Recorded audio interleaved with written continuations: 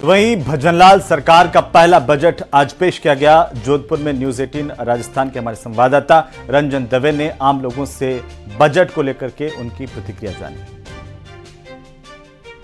राज्य सरकार का बजट आया है और लेखानुदान के रूप में इस बजट को देखा जा रहा है। जोधपुर की अगर बात करें तो निश्चित तौर पर जोधपुर के लिए भी घोषणाएं की गई है। क्या कुछ है उन घोषणाओं को लेकर के और क्या सोचती है ये जनता, उससे बात करते हैं। जी, क्या कहेंगे इन बजट को लेकर? जोधपुर के लिए तो बेहद निराशाजनक पर्ची बजट है। जैसा मैंने आपको पहले भी कहा, ये पर्ची बजट है, दिल्ली से आई एक बजट का पूरक बजट है जो दिल्ली सरकार ने दिया था पहले, केंद्र सरकार ने।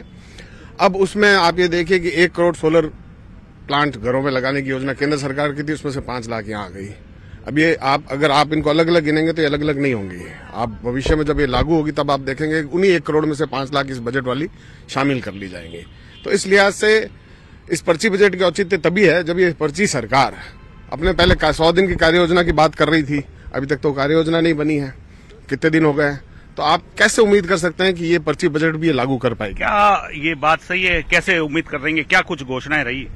ये राजस्थान के अंदर जो भारतीय जनता पार्टी की सरकार बनने के बाद पहला बजट पारित हुआ है। ये बजट हर वर्ग के लिए बहुत अच्छा महत्वपूर्ण बजट हुआ है और जनता के हित के जारी योजनाएं जारी की है और जनता के हित में बजट जारी किया है। जैसे अगर महिलाओं की बात करें तो महिलाओं को शिक्षक भर्ती के 3rd ग्रेड शिक्षक भर्ती के अंदर 50% की उनको अलग आरक्षण दिया है। 30% से बढ़ा के अन्य भर्तियों में 30 से 40% बढ़ाया है। तो और जोधपुर की बात करें, जोधपुर के अंदर इलेक्ट्रिक सिटी बसों का व्यवस्था भी दी है और एक विशेष समाज विष्णु समाज जो एक पर्यावरण बचाने के लिए शहीद हो गए थे 363 भाई बंधु, उनके लिए उनकी याद में एक म्यूजियम और संरक्षण म्यूजियम और उसके गार्डन का क्या कहेंगे? इस बजट शिक्षा के रूप में फेल है।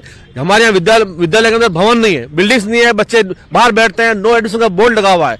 स्वास्थ्य के लिए काम की नहीं, क्या बेसिक जो काम है शिक्षा और स्वास्थ्य और सड़क, उसके लिए काम नहीं है। ट्रांसपोर्ट जो बात कर रहे हैं अच्छी बात है बसें, लेकिन बसें के लिए सड़कें कहाँ है?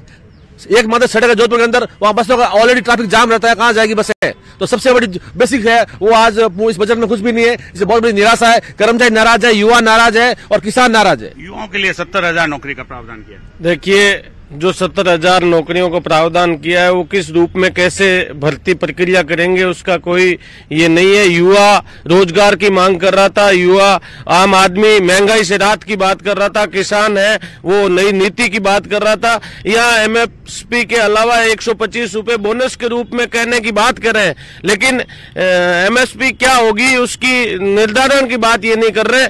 कहीं ना कहीं इस बजट को घोलमेल करके और ये दिखावा कर रहे हैं। देखिए, कुल मिलाकर के मिलीजुली प्रतिक्रिया के तहत इस बजट को देखा जा रहा है और जोधपुर के लिए जो घोषणाएं हैं उस पर निश्चित तौर पर अमल हो, ऐसी सबकी कामना है। जोधपुर से कैमरा पर्सन समीर खान के साथ रंजन दवे, न्यूज 18 राजस्थान।